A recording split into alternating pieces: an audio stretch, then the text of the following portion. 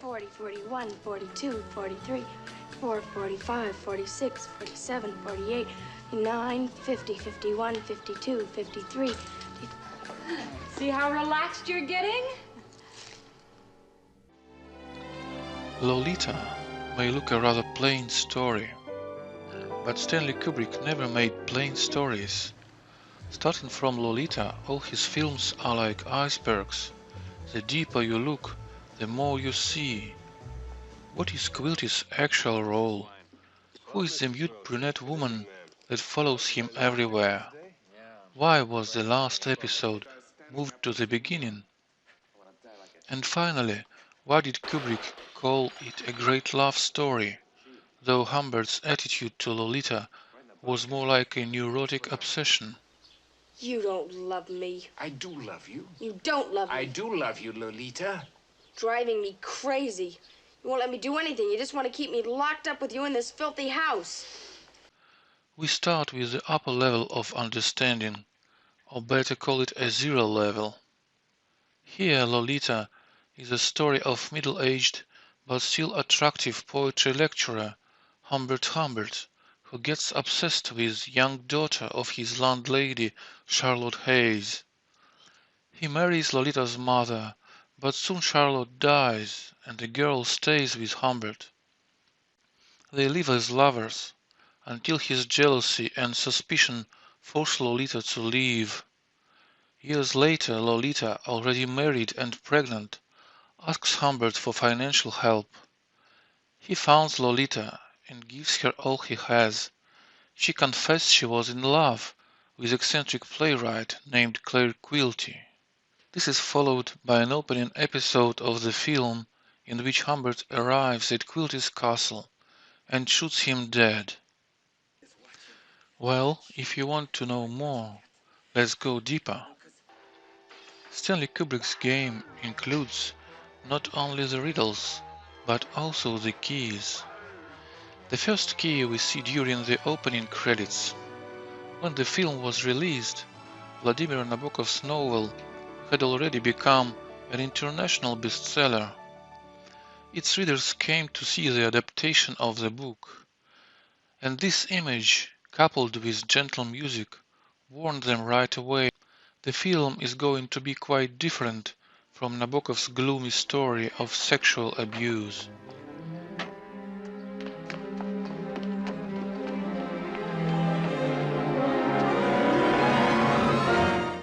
Now watch carefully. The second key is this painting at the entrance of Quilty's lair. You won't notice it during the first watching, but when you watch the film again, you know that later this picture will emerge upstairs. Before the murder scene, the second floor is clearly visible and there is no painting. It only appears for Quilty's execution. This is to hint the reality in this place is distorted. Some may think it was a director's negligence, but we know that Kubrick was meticulous in detail selection. Look how many changes happen upstairs in a few seconds. What is important is behind this painting, this image of a young blonde girl Quilty hides. And Humbert shoots at the image of the girl, not at Quilty. We'll get back to this episode later, but for now, the third key, metamorphosis at the dance party. Humbert in his white dress hides, and Quilty appears on the scene dressed in black. Remember, at this stage Charlotte is already mad about Humbert. But some other guy shows up and Humbert is forgotten. Oh really? And afterwards, I showed you my garden, and I drove you to the airport. Yes. A few minutes later, Quilty is gone, and Humbert is back on screen, and Charlotte returns to him. Want that? It'll spoil your appetite. We can go home now and have a cozy little dinner part too, huh? This episode is reflected to the one in a car cinema. Here you see an image of a man between two women contending for him. All three of them are dressed in white. And here again, You see an image of a man between two women contending for him, but the man is turned around, inverted, and all three are dressed in black. Did I do that? Key number 4. Metamorphosis in Enchanted Hunter's Hotel. Here you see how Quilty and his brunette hide right at the moment when Humbert appears with Lolita. After that, Quilty follows Humbert.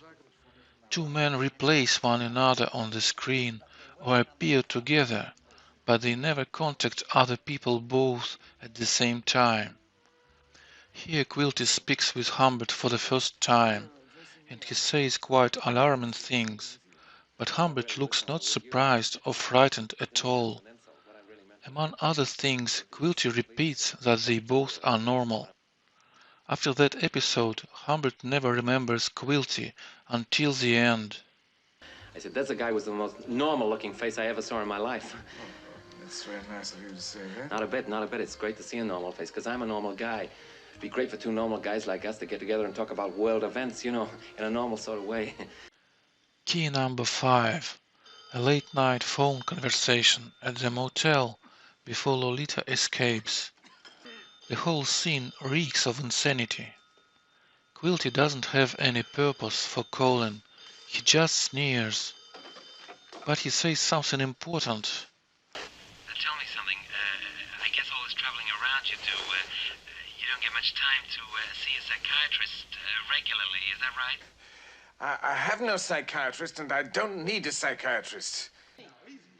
The meaning of this episode is: Doctor, this man must be psychotic. in a dream, the Humbert's subconscious is revealed, and he becomes aware of his mental problems. Thus we descend to the first sublevel, or sublevel of Quilty.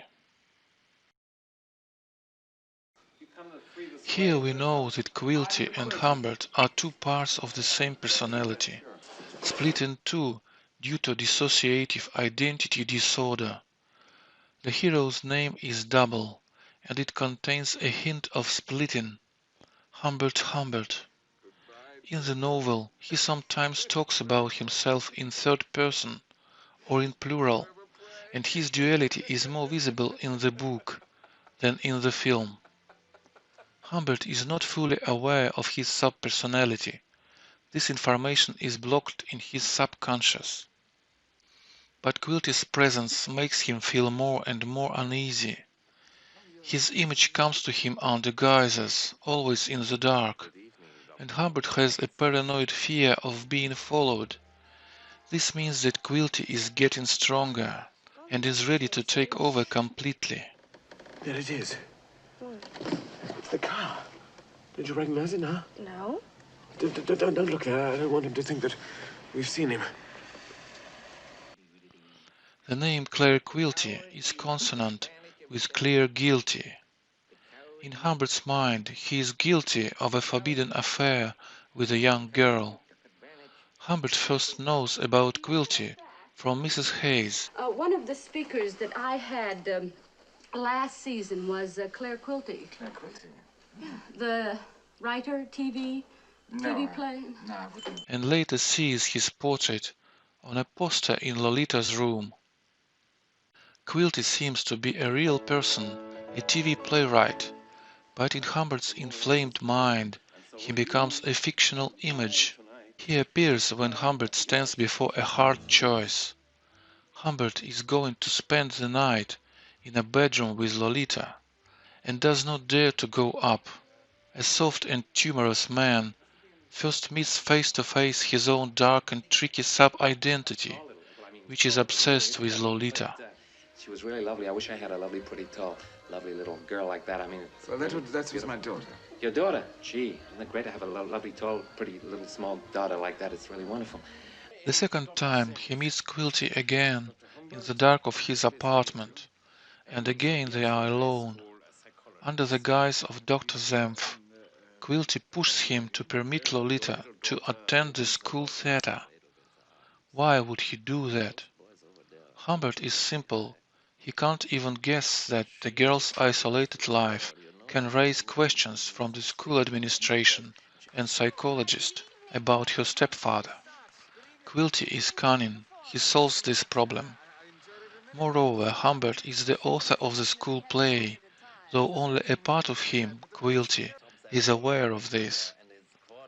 Note that here again psychology is involved, and Dr. Senf speaks with a German accent, which refers to Freud. Dr. Cudler, who is the district psychologist to the Board of Education, should visit you in the home with a 3-member board of psychologists. And once they are in the home, they can investigate thoroughly in the home situation. Also note that the title of Quilty's play is an inverted name of the hotel where Lolita and Humbert spend their first night. Remember, Quilty is inverted Humbert. Humbert's outward identity is romantic and soft poetry lover. Lolita manipulates him, and Charlotte openly rules him. Without his alternative identity, he'd never been able to get anything. And exactly this dark part of him attracts Charlotte. Meanwhile, his light part attracts Lolita. We are on the way to semantic sublevel 2, or sublevel of Humbert. Why was the scene in Quilty's castle brought to the beginning, and what did it mean? I believe Stэнly Kubrik decided that otherwise his riddle would have been too simple. This episode is an outcome of the story. It's all one allegory. The ego discovers and overcomes the alter ego. Look carefully at Humbert's face. It's amazement and recognition. He finally understands himself. All the knowledge about his dark part has been blocked as something so disgusting that Humbert's poetic soul could not stand. It includes a sober view at the affair with underage schoolgirl. Quilty's death is followed by Humbert's. Both of these deaths are parts of allegory. It means that he is finally recovering. The key to understanding number 6, the ping-pong game between Quilty and Humbert. Quilty easily wins, and Humbert barely answers him. That's the way the conscious and the unconscious compete within one's mind. You do judo with the lady?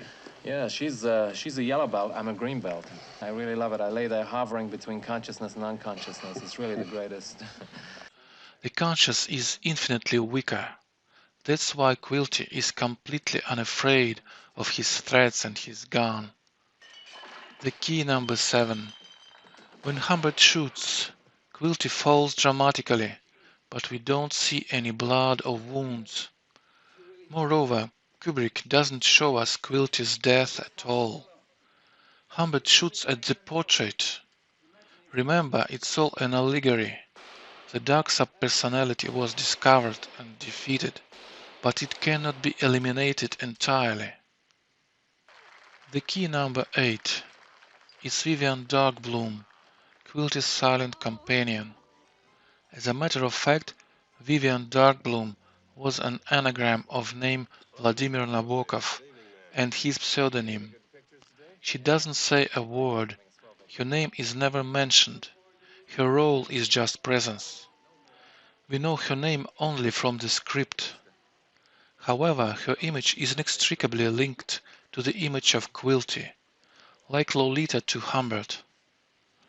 Vivian is a projection of Lolita in Quilty's perception. Just as Lolita is a match for Humbert, Vivian is a match for Quilty. In fact, Quilty and Vivian are both the alter egos, projections in Humbert's head, the images on the verge of awareness that have nothing to do with reality. Does Kubrick hint that Vivian is a reflection of Lolita? Sure. At the hotel, she reads a comics with Quilty. In Nabokov's novel, Lolita also reads comic books. When Humbert gets to Quilty's castle, for the first time we don't find Vivian around him, because Lolita is no longer with Humbert. Thereby, on the second sub-level, a significant part of the film footage is a feature of Humbert's perception of himself and Lolita, depicted allegorically. But wait a minute, you may say. Doesn't Lolita, in the end of the film, speak of Quilty as of a real person? Yes, she does. It was Claire Quilty. Who was Claire Quilty? All of them, of course. He wasn't like you and me. He wasn't a normal person. He was a genius. He had a kind of, beautiful Japanese, Oriental philosophy of life. But to know why, we must descend deeper. Subscribe to the channel and wait for the second part of the video. In it, we shall go to sub-level 3, or sub-level of Lolita.